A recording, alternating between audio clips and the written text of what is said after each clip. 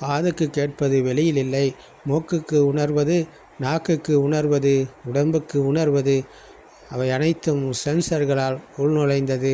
அது வெளியில் அல்ல, மனதில் இருக்கிறது. மனதில் இருக்கும் எண்ணங்களை தான் நாங்கள் வெளியில் இருக்கிறது என்று நினைத்து பிடித்து கொண்டு அந்த பிடிப்பில் வாழ்கிறோம். அதுதான் துஷ்டியில் வாழ்கிறோம். ஆத்ம துஷ்டியில் தான் நாங்கள் வாழ்ந்து கொண்டிருக்கிறோம். இந்த ஆத்ம துஷ்டியிலிருந்து நாங்கள் மீண்டால் உலகை வெல்வோம், மரணத்தை வெல்வோம் என்ற பகவான் புத்தரின் தத்துவம் இதுதான்.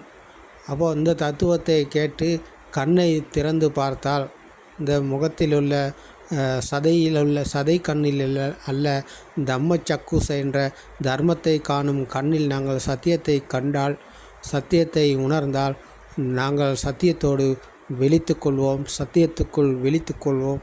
அந்த விழிப்புணர்வானது எங்களுடைய கற்பனையிலிருந்து, மனதின் மாயிலிருந்து, இந்த கனவிலிருந்து விழித்து கொள்ள இந்த தம்ம சக்குசை தான் உதவியாக இருக்கிறது. அப்போது நாங்கள் சத்தியத்தை காண்பதற்கு சத்திய தர்மம் என்னவென்று முதலில் தெரிந்து கொள்ள வேண்டும். அது இருப்பது தர்ம போதனையில், கல்யாணமித்ரவின் செய்தியில்.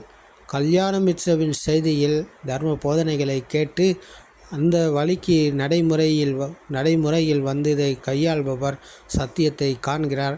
அந்த காண்பது தான் தம்ம சக்குசை. அவர் கண்டதை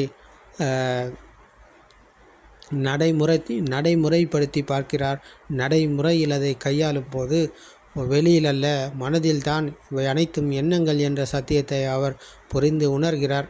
உணர்ந்தவர் வெளியிலிருந்து விடுதலை அடைகிறார். அப்போது சலாயத்தன லோகோ சலாயத்தன நிரோதோ நிப்பானோ என்கிற 6 உற்பத்தி நிலையங்களால் தான் உலகம் உருவானது.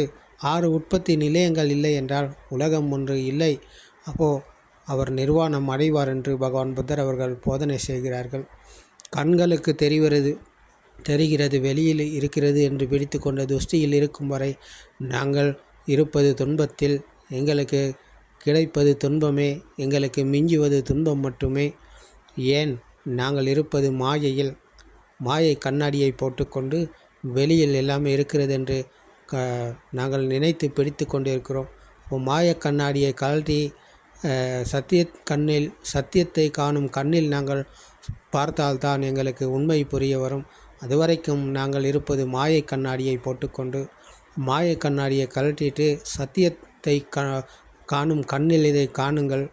கண்டால் நீங்கள் சத்தியத்தை உணர்வீர்கள், உலகை வெல்வீர்கள், மரணத்தை வெல்வீர்கள் என்ற பகவான் புத்தர் அவர்களின் இந்த தத்துவமானது உலகத்தை வெல்வதற்காக, மரணத்தை வெல்வதற்காக பகவான் புத்தர் அவர்கள் போதனை செய்கிறார்கள்.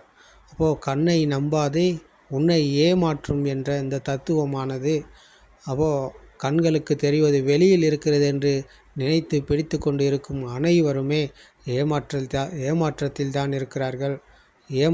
ஏமாந்து வாழ்கிறார்கள். எல்லா பிறந்ததிலிருந்து சாகும் வரை இந்த மனிதன் ஏமாற்றத்தில் இருந்து ஏமாற்றத்துக்கே போய் சேர்றார். அவருக்கு துன்பம் மட்டுமே மிஞ்சுகிறது. அந்த துன்பத்தில் மீளும் வழி, மனதில் மீளும் வழி, நிர்வாணம் அடையும் வழி, இதுவே நிரந்தரமான வழி என்ற அந்த வழிக்கு நாங்கள் வந்து வழியில் பயணம் செய்து துன்பத்திலிருந்து விடுதலை அடைவோமானால் மரணத்திலிருந்து விடுதலை அடைவோம், நிர்வாணம் அடைவோம் என்ற சத்தியத்தை பகவான் புத்தர் அவர்கள் போதனை செய்கிறார்கள். கற்பனையிலிருந்து விடுதலை அடைந்தவர் இந்த நொடிக்குள் விழித்து கொள்கிறார். அவர் இந்த நொடிக்குள் விழித்து கொண்ட போது அவருக்கு 3 காலங்கள் உண்மையாகாது. இறந்த காலம், நிகழ்காலம், எதிர்காலம் என்பது எல்லாமே கற்பனை. அவை அனைத்தும் கனவு. நாங்கள் எதிர்காலத்தை பற்றி எண்ணுகிறோம். சிந்தனைகளை வளர்த்து கொண்டு அப்படியாக வேண்டும், இப்படி இருக்கணும், அப்படி என்று எதிர்கால நோக்கங்களில் வாழ்கிறோம், எதிர்கால சிந்தனைகளில் வாழ்கிறோம்.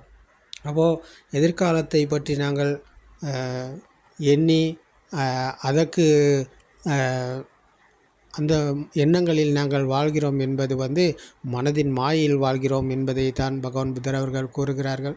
அதே போல் இறந்த காலத்தை பற்றி நாங்கள் எண்ணி அது அப்படியா இருந்துச்சு, இது இப்படியா இருந்துச்சு, இனிமேல் அப்படி ஆகக்கூடாது, அந்த மாதிரி நான் சின்ன காலத்தில் இப்படி இருந்தேன், இப்படி இருந்துச்சு, எனக்கு இந்த மாதிரி அனுபவங்கள் எனக்கு இருக்குது அப்படின்ற மாதிரி அந்த இறந்த காலத்தை பற்றின எண்ணங்களில் வாழ்பவர், இறந்த காலத்தை பற்றின நினைப்பில் வாழ்பவர். மனதின் மாயையில்தான் அவர் வாழ்கிறார். அப்போது இறந்த காலமும் சரி, எதிர்காலமும் சரி, நிகழ்காலமும் சரி, 3 காலங்களும் உண்மையாகாது என்ற சத்தியத்தை அவர் புரிந்து உணரும் போது, சத்திய தர்மத்தோடு இணைந்த போது அவருக்கு 3 காலங்களும் உண்மையாகாது. 3 காலங்களும் கற்பனை, 3 காலங்கள் எல்லாமே கனவு என்ற சத்தியத்தை அவர் புரிந்து உணரும் போது அவர் 3 காலங்களிலிருந்து விடுதலை அடைகிறார். இந்த நொடியில் விழித்து கொள்ளுகிறார். இந்த நொடிக்குள் விழித்து கொள்ளுகிறார். நொடிக்குள் விழித்து கொண்டவருக்கு கண்களுக்கு தெரிவது வெளியில் இருக்கிறதா? காதுக்கு கேட்பது வெளியில் இருக்கிறதா? இல்லை. கண்களுக்கு தெரிவது வெளியில் அல்ல, காதுக்கு கேட்பது வெளியில் அல்ல, அது மனதில் தான் இருக்கிறது. இவை அனைத்தும் எண்ணங்கள் என்ற சத்தியத்துக்குள் அவர் இருக்கிறார். இவர்தான் புத்த ஸ்ராவக, ஆரிய ஸ்ராவகர் என்பவர் இவர்தான். அப்போது இவர் கண்களுக்கு தெரிய மாட்டார். சத்தியத்தை புரிந்து உணர்ந்தவர் சாந்தமான இனிமையான சுவையில் இருப்பார். அவர் எது இருந்தாலும் எது இல்லை என்றாலும் அவர் இருப்பது இந்த நொடியில் சாந்தமான இனிமையான சுவையில். அப்போது அந்த சுவையை பெற்றுக்கொள்ளத்தான் பகவான் புத்தர் அவர்கள் அழைத்தார்கள். வாருங்கள், இந்த சத்தியத்தை கேளுங்கள். கேட்டு இந்த வழியில் நடைமுறைக்கு வந்து கையாண்டு பார்த்தீங்க சொன்னால் உங்களால் இந்த சத்தியத்தை புரிந்து உணர முடியும் என்று பகவான் புத்தர் அவர்கள் போதனை செய்தார்கள். அப்போது ஒரு இடத்தில் பகவான் புத்தர் அவர்கள் ஆனந்த தேரரிடம் சொல்கிறார், ஆனந்த, நான் ஜேதவனாராமைக்கு வரும் வழியை சொல்வேன், வரும் விதத்தையும் நான் சொல்வேன். ஆனால் அவர்கள் வேறு வழிகளில் போனால் அதுக்கு நான் என்ன செய்ய என்று பகவான் புத்தர் அவர்கள் ஆனந்தர் அவரிடம் கேட்கிறார். அப்போது பகவான் புத்தர் அவர்கள் வழியை காட்டியிருக்கிறார், வழிக்கு வரும் விதத்தை காட்டியிருக்கிறார். அப்போ இந்த வழியில் பயணம் செய்வது எங்களுடைய கடமை. நாங்கள் இந்த வழியில் பயணம் செய்தால், இந்த வழிக்கு இந்த வழியில் பயணம் செய்தால் நாங்கள் பகவான் புத்தர் சென்ற வழியில் தான் பயணம் செய்வோம். அப்போது துன்பத்திலிருந்து மீள்வோம், மரணத்திலிருந்து விடுதலை அடைவோம் என்ற சத்தியத்தை பகவான் புத்தர் அவர்கள் போதனை செய்கிறார்கள். அப்போது இந்த வழிக்கு வர இந்த சத்திய தர்மத்தை நீங்கள் கேளுங்க. தொடர்ந்து கேட்டு நடைமுறைப்படுத்தி கையாண்டு பாருங்கள். உங்களால் இதை புரிந்து உணர முடியும். இது சிலபஸ் ஒன்று கிடையாது.